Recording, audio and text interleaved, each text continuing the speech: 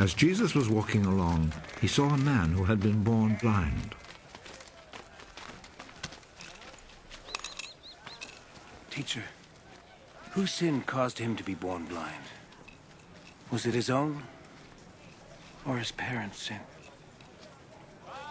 His blindness has nothing to do with his sins or his parents' sins. He is blind so that God's power might be seen at work in him. As long as it is day, we must keep on doing the work of him who sent me. Night is coming, when no one can work. While I am in the world,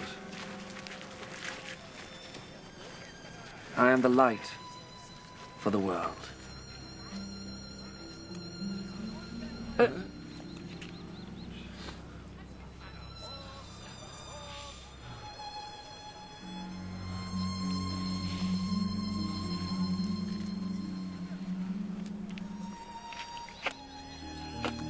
After he said this, Jesus spat on the ground and made some mud with the spittle.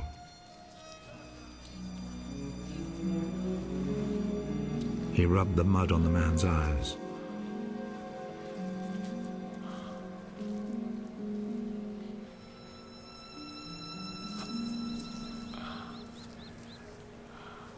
Go and wash your face in the pool of Siloam. This name means sent.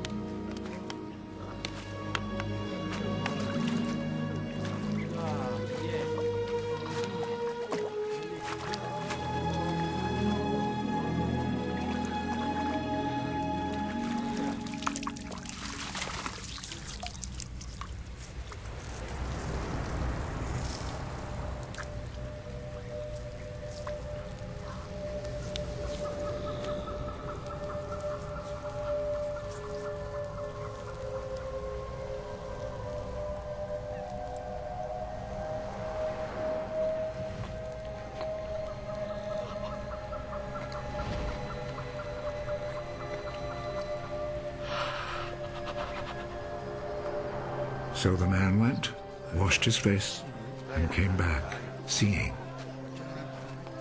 His neighbors then, and the people who had seen him begging before this, asked, "Isn't this the man who used to sit and beg?"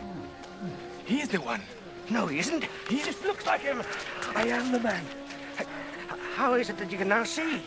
The man called Jesus made some mud, rubbed it on my eyes, and told me to go to Siloam and wash my face. So I went. And as soon as I washed, I could see. Where is he? I don't know. Then they took to the Pharisees the man who had been blind. The day that Jesus made the mud and cured him of his blindness was a Sabbath.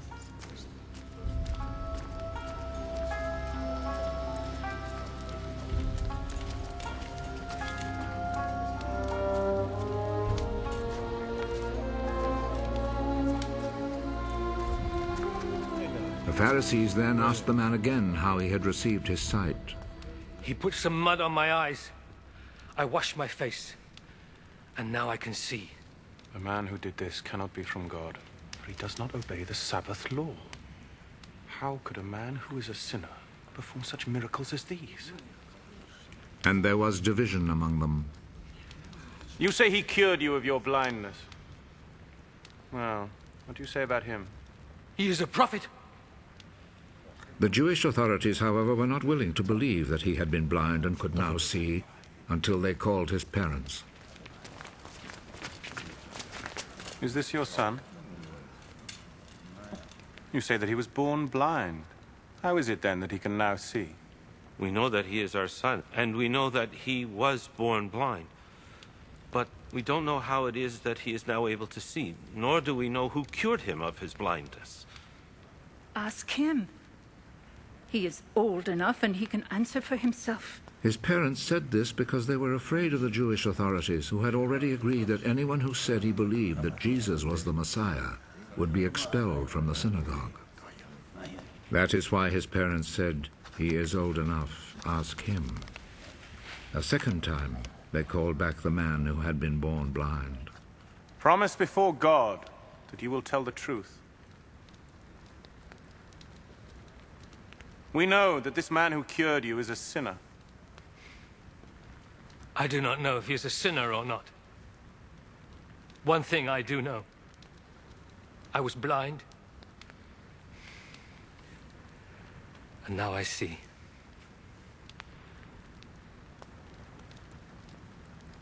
What did he do to you?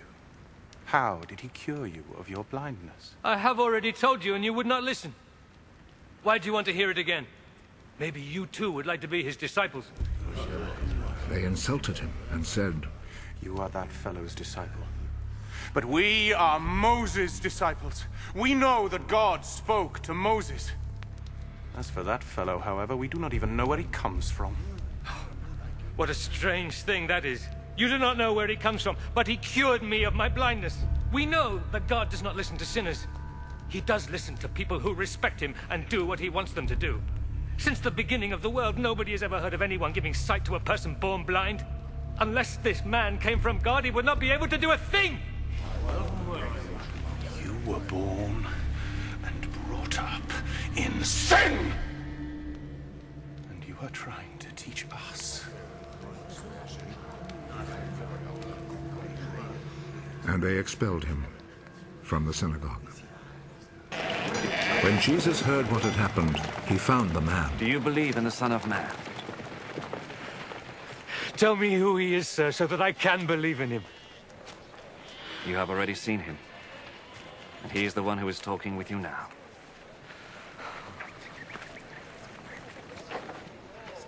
I believe, Lord. And he knelt down before Jesus.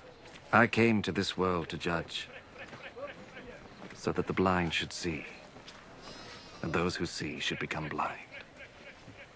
Some Pharisees who were there with him heard him say this and asked him, Surely you don't mean that we are blind too?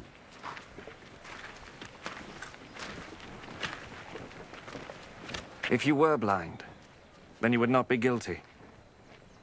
But since you claim that you can see, this means that you are still guilty.